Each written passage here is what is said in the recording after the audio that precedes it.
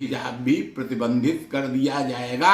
अब कर्नाटक के बकायदा विद्यालय में प्रतिबंध लगा दिया गया तो इतना बड़ा बखेड़ा शुरू हो गया, विवाद शुरू हो गया। यहाँ कहो भैया मारा पीटी नहीं हो गई, पर नारेबाजी और जगह जगह प्रोटेस्ट तो आप सभी देख रहे होगे, बड़े बड़े टीवी चैनल पर देख रहे होगे। और मुस्कान जो बोल रही थी उसकी बात किसी ने सुनी नहीं कि भैया इस पर राजनीति मत कीजिए, पर अब राजनीति तो बहुत तगड़ी से हो रही है। भाजपा के नेता उछल उछल कर बोल रहे हैं। बीजेपी के नेता रंजीत बाबू श्रीवास्तव का बयान सामने आया, कह रहे कि देखो देखो भैया हिजाब पर प्रतिबंध लगा देना चाहिए, महिलाओं को अधिकार मिलना चाहिए। और आगे आप खुद सुन लीजिए। वैसे बकायदा हम लोग तो फिजिक्स पढ़ते थे, केमिस्ट्री पढ़ते थे, हिंदी पढ़ते थे, इंग्लिश पढ़ते थे, कंप्यूटर तक पढ़ते थे, लेकिन अब बकायदा बुर्खा पढ़ना पड़ेगा, हिजाब पढ़ना पड़ेगा और बकायदा भैया भगवा वस्त्र पहनना पड़ेगा। मतलब बच्चों की पढ़ाई तो बेकार हो गई। यही सब पढ़ो भैया और जगह जगह नारेबाजी करो। वैसे हिजाब भैया इसको कहते हैं और बुर्खा इसको कहते हैं, ये दोनों अलग अलग होती है। हिजाब में बकायदा बाल ढका हुआ होता है और बुर्खा बकायदा शरीर पूरा ढका हुआ होता है। दोनों में बहुत फर्क होता है। हिजाब को लेकर विवाद हो गया है। रंजीत बहादुर श्रीवास्तव क्या बोले, सुने लीजिए भैया। हम ईश्वर की एक खूबसूरत रचना है, वो मनुष्य हो, आदमी हो या स्त्री हो, प्रत्येक व्यक्ति चाहे हम हो चाहे आप हो, यदि किसी खूबसूरत कलाकृति को बनाते हैं तो उसे बार बार देखना चाहते हैं। ईश्वर भी देखना चाहता होगा। इसीलिए हमारे धर्म में श्रृंगार का बड़ा महत्व है।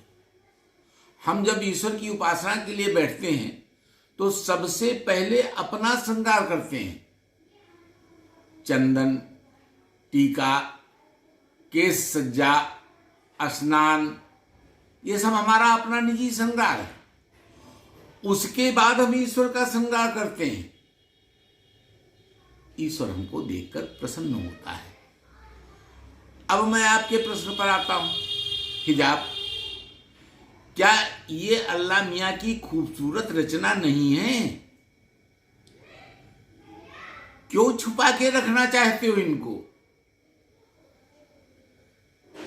क्या कमी है? हमारे यहां ऐसा नहीं है कि मैं नग्नता की सिफारिश करने जा रहा हूं। हमारे यहां से ज्यादा पर्दा तुम्हारे यहां नहीं है, लेकिन पर्दे में फर्क है। हमारे यहाँ की स्त्रियां निगाहों का पर्दा करती हैं। सीता माता इसका उदाहरण है। रावण को उन्होंने कैद में रहने के बाद भी नहीं देखा, कोई कपड़ा नहीं डाल रखा था।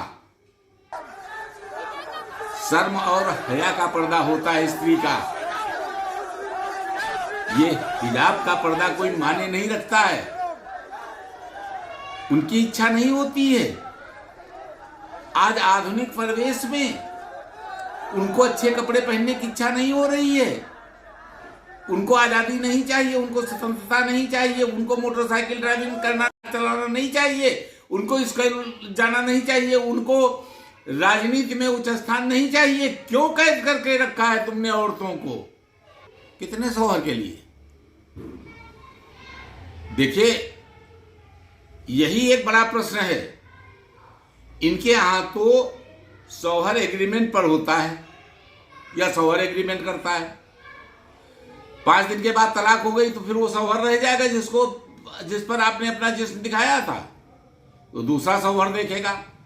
अगर उसने भी तलाक दे दी तो तीसरा देखेगा। अगर 50 दे देंगे तो 91वां देखेगा।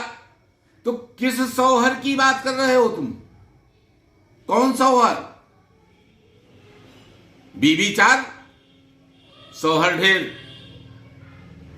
ये सब कोई धर्म नहीं है। धर्म नहीं है, चोचलेबाजी है ये। स्त्रियों की आजादी, इसीलिए मोदी जी 3 तलाक लेकर के आए हैं। और आगे आने वाले भविष्य में ये हिजाब भी प्रतिबंधित कर दिया जाएगा। औरतों की इच्छा को तुम नहीं मार सकते।